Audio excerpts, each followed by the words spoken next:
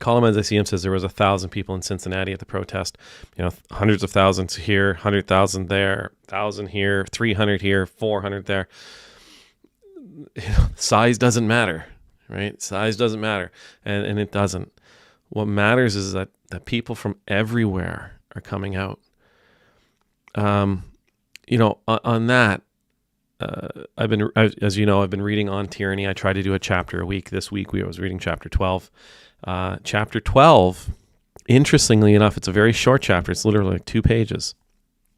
But what the author says comes down to smile, make eye contact, shake hands, nod, give greetings, be pleasant, be civil to everyone, right? No matter who your neighbor is. Hi, neighbor. How you doing? Smile at them. Make eye contact with them. See them. Make sure they know they are seen. Make sure they know they are heard. When you speak, listen. Listen far more than you talk. You don't need to change anybody's minds. Ask lots of questions. Now, the author doesn't do this because he's presenting some sort of apologetic opportunity, some sort of apologetic methodology. The author does this because people need to see you smile. They need to see you smile. They need you to see them, and they need to be seen. They need to see that they are being seen. They need to know that what they think, regardless of whether or not you understand, regardless of whether or not you are on the same page, regardless of whether or not you agree, they want to know that they're heard. Now, this does 2 things, and again, the author on tyranny is about tyranny in the 20th century, and it gives a bunch of lessons about tyranny in the 20th century. As a matter of fact, there's the cover of the book. Right, 20 lessons from the 20th century by Timothy Snyder, who's a professor. Now, again, there's 2 reasons why we do this. The first is because some of our neighbors are suffering. Some of our neighbors are afraid. Some of our neighbors are really challenged in this moment. Some of our neighbors don't know what tomorrow will bring. Some of our neighbors, they need to know that there's an ally, that they have an ally. They need to know that there's somebody that they can turn to. And so we smile, we make eye contact, we let them know verbally, actively, and passively, I'm there for you. Again, you don't have to agree with them, but I'm there for you. I will help you. I may not help your side, but I will help you. It provides comfort for people. Again, especially those people who are feeling persecuted, those people who are afraid. Okay. The other thing it does is that it humanizes you to those who've drank the Kool-Aid. By smiling, by normalizing relationships, by making eye contact, by saying hello, by greeting people warmly, by not crossing the street when you see that one neighbor come down the sidewalk. It normalizes this world for them, and it helps to ensure that they see you as human. It helps to ensure that they see you and they see others as real people, as opposed to a label that others might give you. That's a leftist. That's a progressive. That's a heathen. That's a heretic. That's a that's a woke. Is that a thing? A woke. It makes sure that despite what they might be hearing about you, despite the rhetoric that they may be ingesting, the rhetoric, the diminishing statements that they might be hearing about you or about people who hold your political beliefs, your smile your wave, your hello, it causes a certain dissonance within them. Wait a second, how can that person...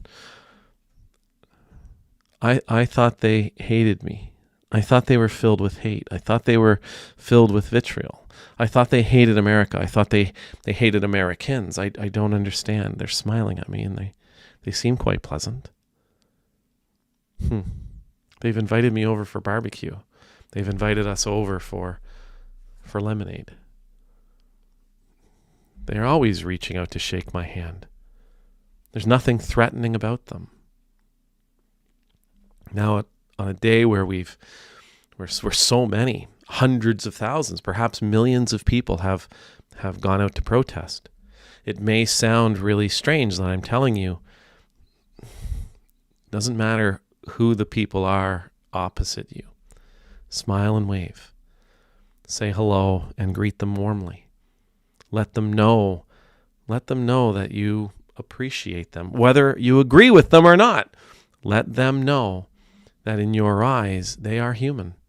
They are your neighbor. It might be really difficult for us to, but they say these things and they do these things and they believe these things and they vote for these things.